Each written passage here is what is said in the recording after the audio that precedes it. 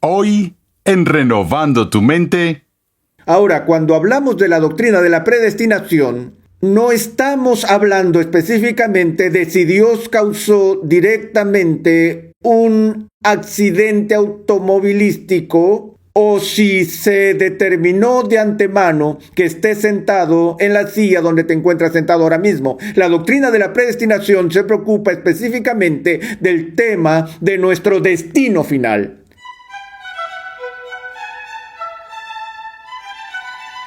Bienvenido a esta nueva serie de enseñanza bíblica que hemos titulado Escogidos por Dios.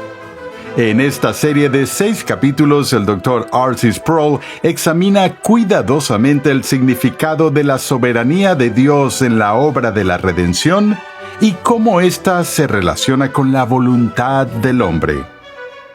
Recuerda visitar nuestra página web renovandotumente.org, donde podrás solicitar gratuitamente la guía de estudio de esta nueva serie.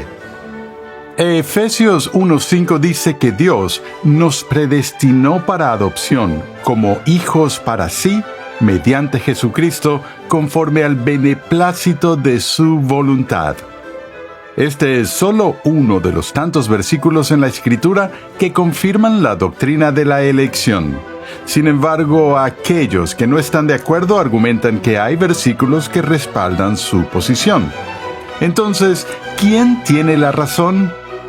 Acompáñame al salón de clases a escuchar al Dr. R.C. Sproul, quien defiende la predestinación, ayudándonos a entender lo que este término realmente significa.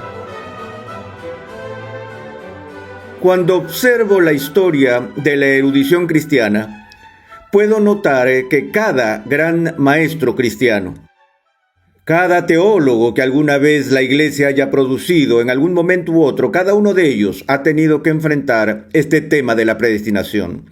Y aunque hay una amplia divergencia en la interpretación de la doctrina de la predestinación, hay algo en común que he podido identificar en cada teólogo que he examinado. Cada uno está de acuerdo, y es que esta doctrina debe tratarse con sumo cuidado. Es un tema peligroso, ya que cuanto más lo estudiamos, la tendencia es que haya más preguntas que respuestas.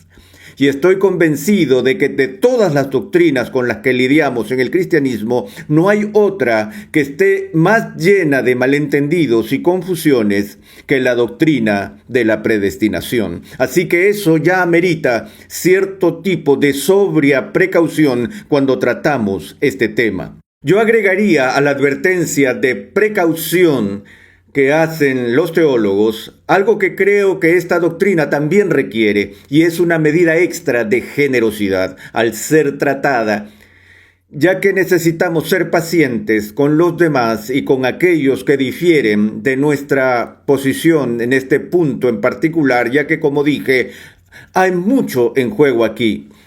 Los ánimos pueden caldearse cuando discutimos el tema de la predestinación y debemos ser cuidadosos en manifestar el fruto del Espíritu Santo entre nosotros cuando tocamos este tema. Ahora, vengo diciendo la doctrina de la predestinación como si hubiera una sola doctrina de la predestinación, o como si existiera tal cosa como una doctrina posible de la predestinación. Hay quienes miran al tema de la predestinación y le expresan en categorías tales como, ellos dirían, una discusión entre cristianos sería así: ¿tú crees en la predestinación? Algunos responderán a esa pregunta ya sea diciendo, sí, yo creo en la predestinación, o dirán, no, yo no creo en la predestinación, como si todos entendieran de lo que estamos hablando cuando nos referimos a la doctrina de la predestinación. Algunos se llegan a sorprender al saber que cada iglesia que yo sepa históricamente, cada denominación de la que esté al tanto, en su historia ha formulado una declaración doctrinal de algún tipo, ha precisado alguna doctrina de predestinación. Hay una doctrina católica romana de la predestinación, una doctrina luterana de la predestinación, una doctrina presbiteriana de la predestinación, una doctrina metodista de la predestinación, y podemos continuar. Así que hay que estar claros desde el principio de que existen muchas doctrinas distintas de la predestinación. La razón por la que tantas denominaciones distintas y diversas iglesias tienen doctrinas de la predestinación es porque la Biblia habla de la predestinación, y todos los cristianos que toman la Biblia en serio son, por lo tanto, llevados a tomar en serio el concepto de la predestinación, porque es un concepto y una palabra que está en el Nuevo Testamento. Tomemos un momento y permíteme leer un par de pasajes para refrescar la memoria y que nos presentan esta idea de la predestinación. Leamos ahora el primer capítulo de la carta de Pablo a los Efesios, donde Pablo, en su saludo inicial, dice: «Bendito sea el Dios y Padre de nuestro Señor Jesucristo, que nos ha bendecido con toda bendición espiritual en los lugares celestiales en Cristo, según nos escogió en Él antes de la fundación del mundo, para que fuéramos santos y sin mancha delante de Él. En amor nos predestinó para adopción como hijos para sí mediante Jesucristo, conforme al beneplácito de su voluntad».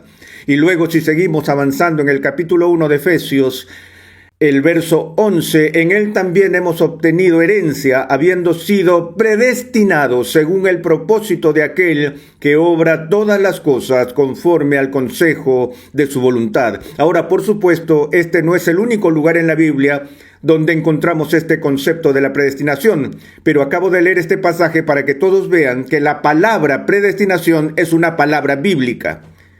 Y debido a que es una palabra bíblica, todos aquellos que han sido estudiantes diligentes de la Biblia han intentado comprender lo que la Biblia quiere decir por predestinación divina. Antes de ver esto de cerca, permítanme darles un poco más de antecedentes históricos. Hay muchas teologías diferentes en la historia de la Iglesia cristiana, así como hay muchas denominaciones que ya hemos mencionado. Pero creo que es prudente decir que hay históricamente tres tipos genéricos de teología. Los teólogos hacen referencia a esto en tres categorías generales. Una es conocida como pelagianismo, la segunda es conocida como semi-pelagianismo y la tercera es el agustinianismo. Ahora, la razón para estas tres designaciones de tipos básicos de teología tiene sus raíces en el siglo IV, cuando la Iglesia pasó por una controversia titánica debido a varios temas serios de la teología. Y el hombre que fue reconocido y generalmente aclamado como el mejor teólogo, al menos en los primeros 1000 años de la historia cristiana, sino el más grande teólogo de toda la historia cristiana, quien defendió la fe en ese periodo, fue, por supuesto, San Agustín. Y su principal oponente en distintos debates en ese periodo de la historia cristiana fue un monje llamado Pelagio. Y uno de los puntos álgidos que estaba en debate eran cuán importante o necesaria era la gracia de Dios para la salvación humana. Pelagio opinaba que la gracia de Dios ayuda a los humanos a ser salvos, pero que de ninguna manera era necesaria.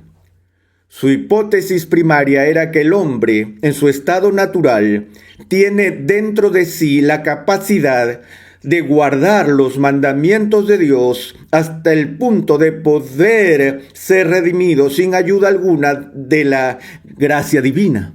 Agustín hacía hincapié en la dependencia absoluta del pecador caído en la gracia de Dios para su salvación y rechazó al pelagianismo como una forma primitiva de simple humanismo.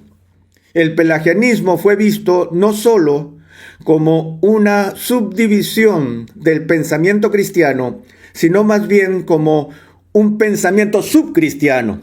Es decir, ni siquiera calificaba para ser cristiano.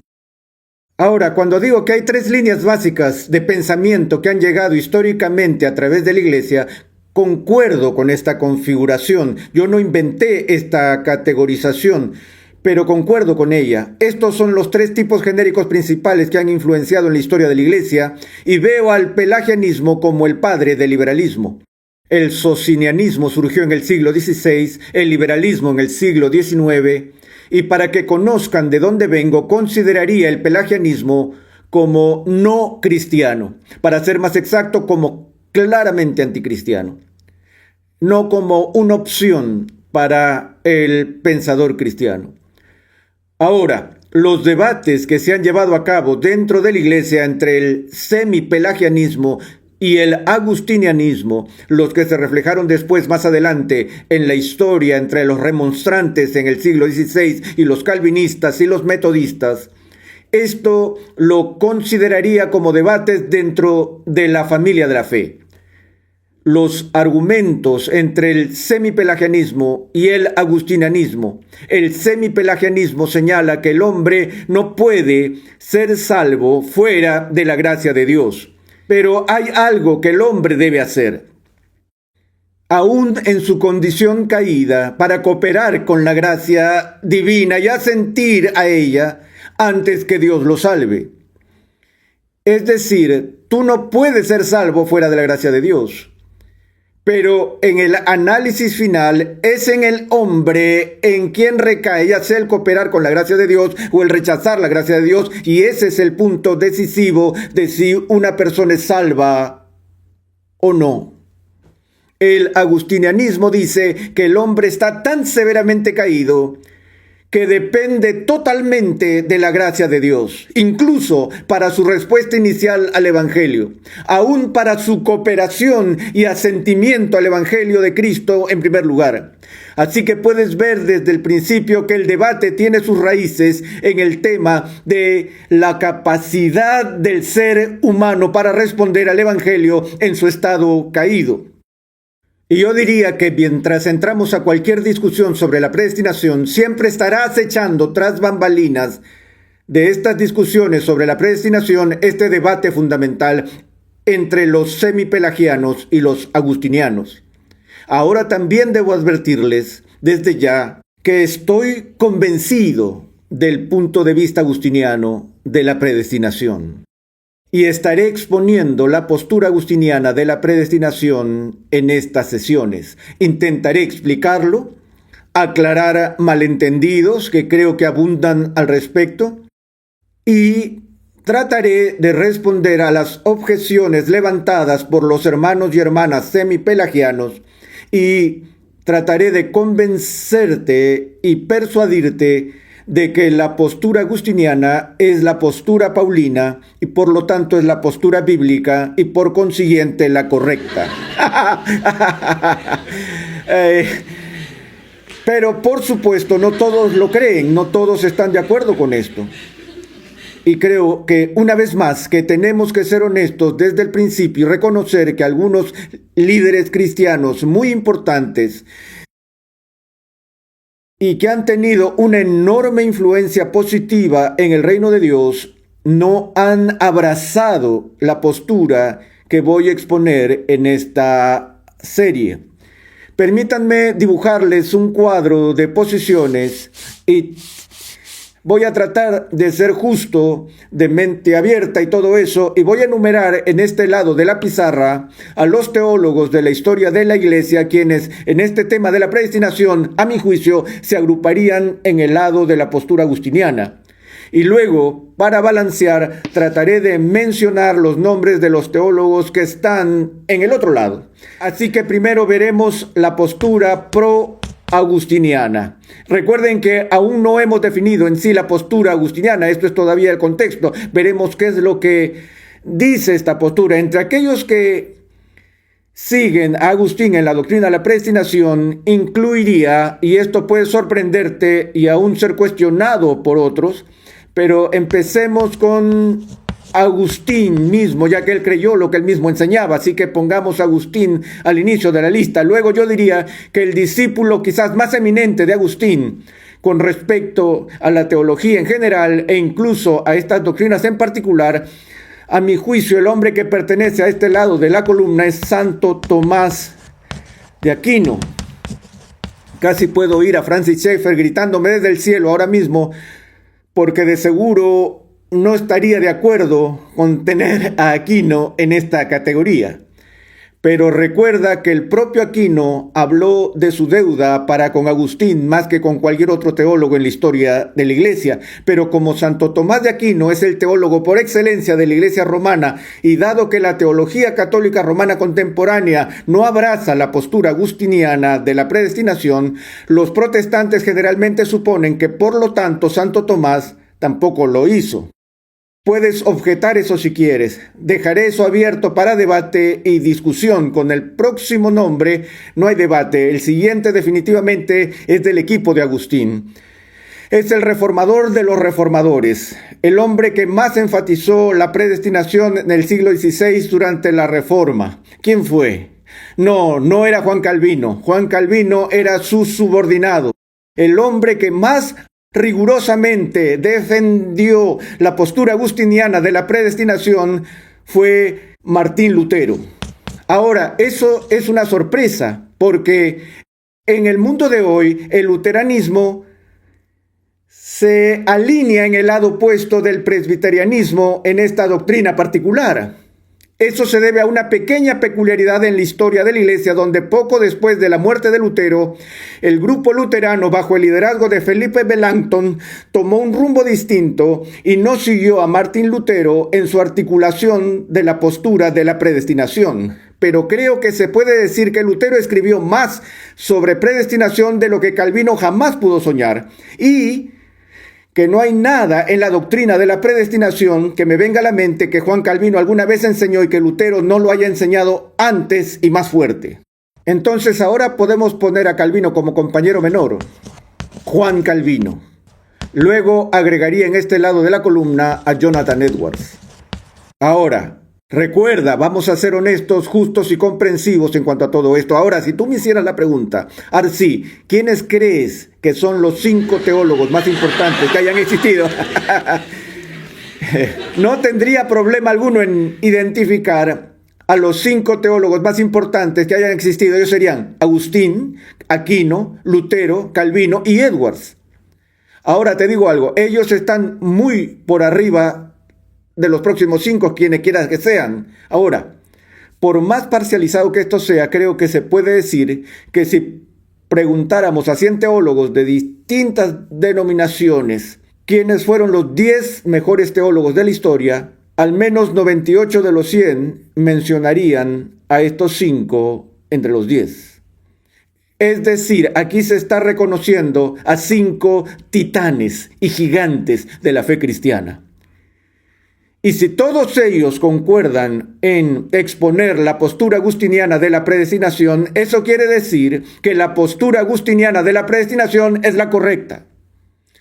Por supuesto que no, porque estos 5 hombres no estaban de acuerdo en muchas cosas, y aunque concordaron en la esencia de este tema particular, no hay garantía de que sus puntos de vista individuales o colectivos sean la versión correcta. No apoyamos la infalibilidad de la tradición humana, de la infalibilidad de Agustín, Aquino y los demás, Lutero, Calvino, Edwards, ni uno de esos o todos juntos. Pero les digo algo, cuando esos 5 están de acuerdo en algo, a eso le presto atención.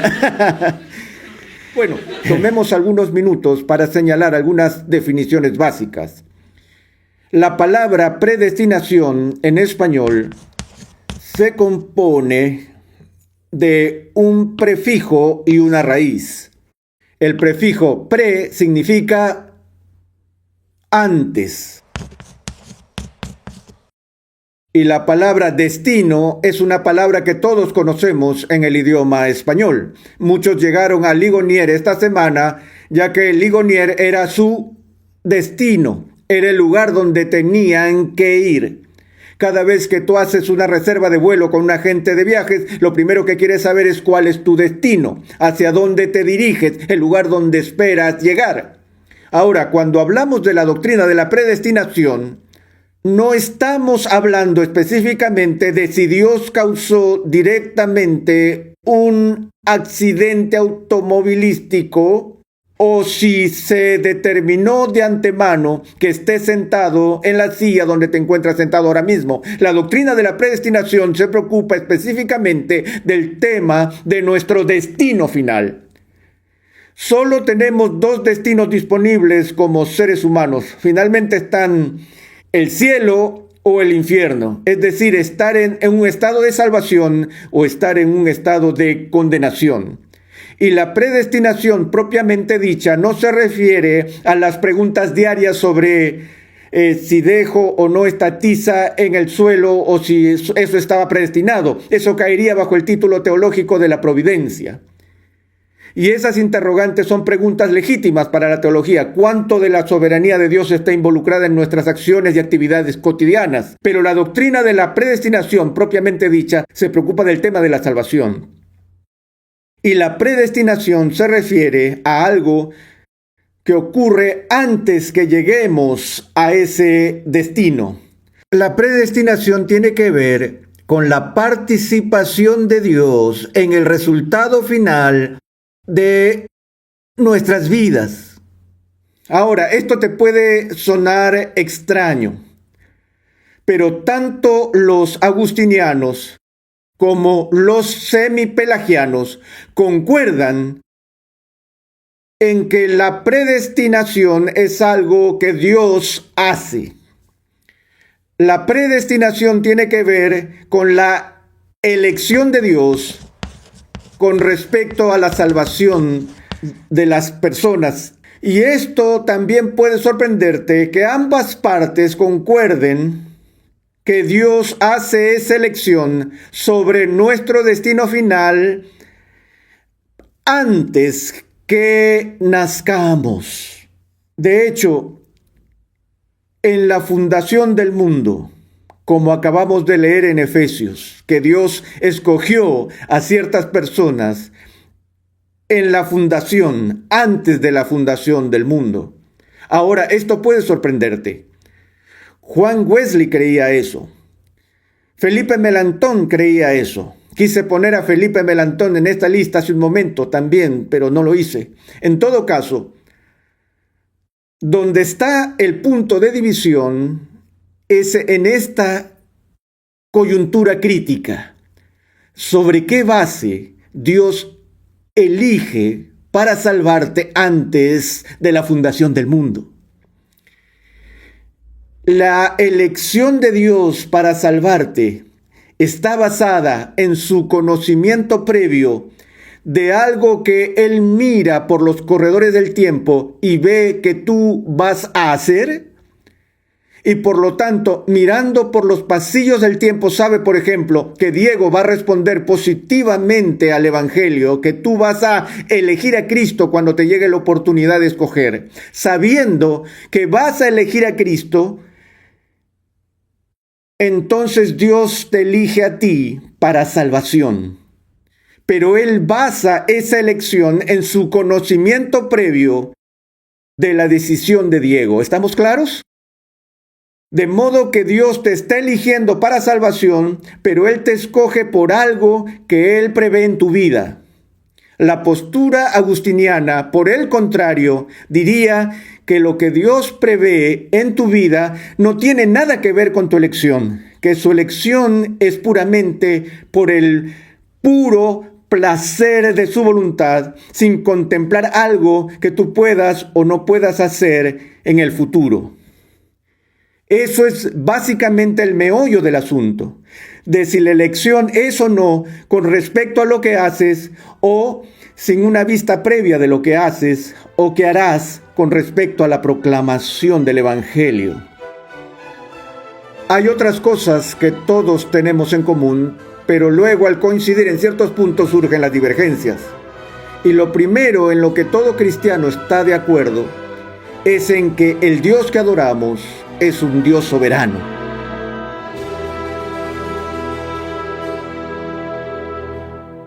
Y esta soberanía, el legítimo gobierno y reinado de Dios sobre su creación, es fundamental para la teología reformada. Gracias por sintonizar Renovando tu Mente.